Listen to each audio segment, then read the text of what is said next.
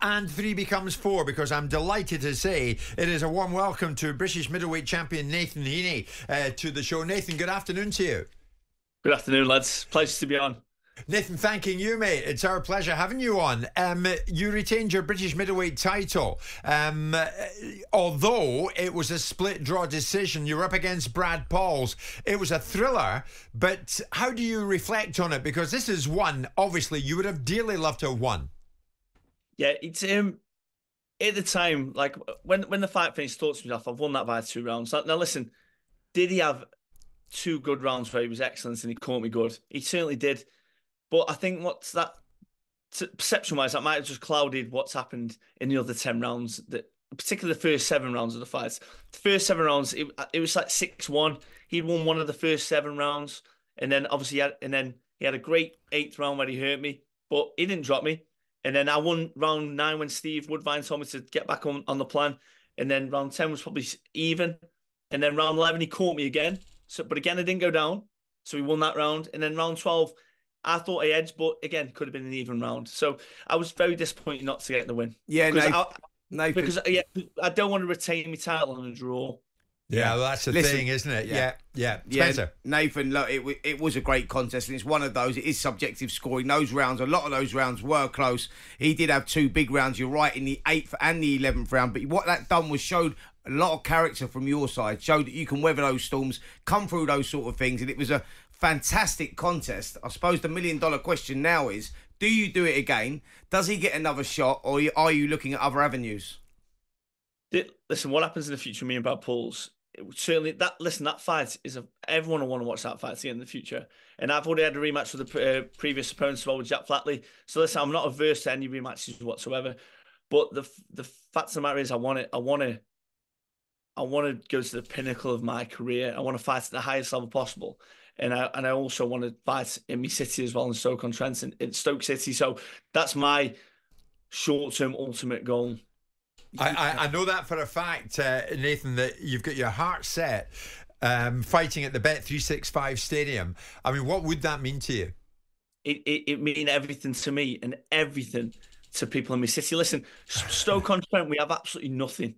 We have nothing. Like, all we have is the people, and I've said that a number of times, because the people are phenomenal. You don't have to see how they've backed me all the way through my career. The atmospheres they create, the passion and I've always said, I want to bring the biggest nights back to Stoke-on-Trent, but to bring the biggest night, probably sporting-wise, that we've had, would be magical. So that is, like you say, that's the dream. Yeah, Nathan, I've been there in Stoke-on-Trent, actually, when you've topped bills up there, and your fans are absolutely crazy. The support you've got is phenomenal. I believe you sold over 2,000 tickets yourself the other night against Brad Pauls, which is phenomenal. There's not many fighters around today that can do that sort of stuff. Now, you was talking about fighting there at the Bet365 Stadium.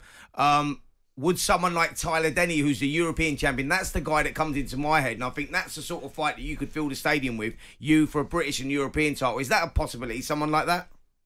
I know potentially it would be anyway, so but obviously I wouldn't say Tony, but yeah, listen. Come on, mate, we're all about exclusives here. You might as well drop it. Yeah, come on, Nathan. You said you were delighted to be on, mate, so tell us. Yeah, no, I can't. So I spoke to George one yesterday.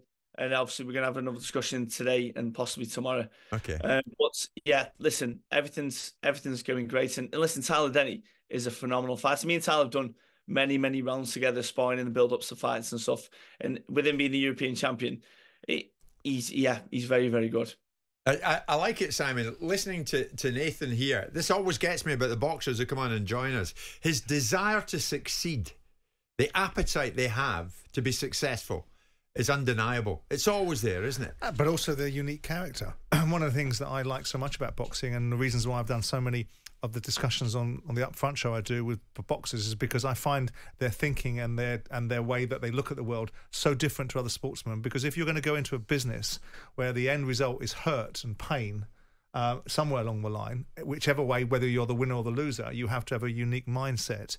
Well, I mean, Nathan, your last performance against Denzel Bentley was the performance that really people latched upon and really looked at you and went, wow, right? Is that for you a benchmark of how you want to perform in every fight going forward? I know it's stating the bleeding obvious, but to get to where you want to get to, you're 34 years of age. This is your time now, right? You've got no real time to waste. You're in a very competitive division.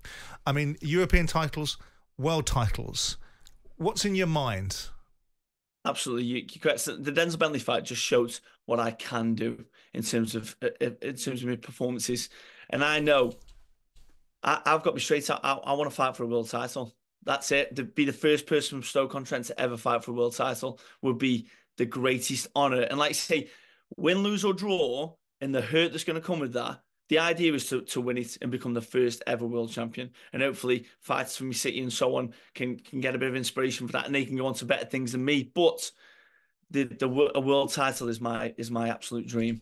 I think you showed that desire, that winning formula the other night actually against Brad Pauls, because there was times there, and I'm speaking as a guy that was watching it and going, knowing what was going through your mind, your mindset at that time, round 8, but round 11 particularly, where you showed that sort of character. You go, where that sort of stuff, where the physicalities then leave you and it's all about the mental strength and the psychological battle that comes in. You showed that you have that. You can't install that in someone. You're born with that. It's not something you can just, install in someone. Yeah, I pride myself on being quite tough. I'm quite a placid lad. I'm quite... you wouldn't consider me a fighter really outside of boxing. But I'm yes, like any less of a man would have gone down potentially. But I've got a lot of will about me and a lot of grit, and I know the ramifications of going down, and particularly in that fight, if I'd have gone down, I'd have now lost my British titles, which should never have happened in the first place. So thank goodness I'm tough. Do you mean if it were to be Tyler Denny, do you think he represents a better and bigger challenge than the fight you just had? Oh, Tyler Denny's a very, very tough fight. And also Tyler Denny beat... I know, that's why I'm asking it. Yeah. He beat him convincingly as well. Yeah. Yeah, to be honest, Tyler's never been in the discussion for the fight at the ground, to be honest. But listen, he obviously should be. He's the European champion, so his name should be mentioned in these kind of scenarios. But yeah, like I say, for me, I'd love to fight for the world title. Nathan, you say, Nathan, that what do the people of Stoke-on-Trent have? Not a lot. They've got you, mate, and they're clearly very, very proud of you. That's why Spencer says they turn out in big numbers to watch you. What's happening with your beloved Stoke City, though? 19th in the Championship. If they're not careful, they'll be flirting soon with relegation. Need to be careful, right? Yeah, well, we're in a proper relegation battle at this moment in time. We had some good results recently against Middlesbrough and Preston. And unfortunately, not to get anything from Leeds. So in terms of confidence, I thought the momentum's with them.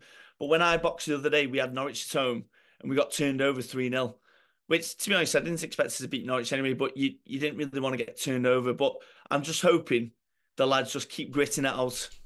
And they've got to grit it out, because that's the moment we're in now. They've got to get points. They have to get points. But at the bottom of the Championship, it's so tight. It's unreal. Like, you literally, I think you're one win away from being like 14th, but then also lost away from being at the bottom. Yeah, Nathan, just quickly before you go, mate, I just wanted to ask you, you're talking about world titles there and, fighting up at that sort of level. Anyway, any possibility, any talks ever of the Eubank Jr. fight? He's world ranked. He's number 1 and number 2 in the governing bodies. Is that a fight you've looked at?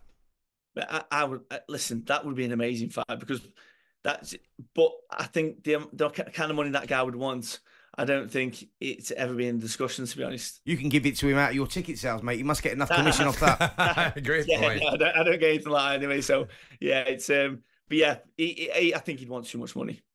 Nathan Heaney, you can come on anytime, mate. We enjoyed you. Thank you so much. On AM, on DAB, via the talkSPORT app and on your smart speaker. talkSPORT.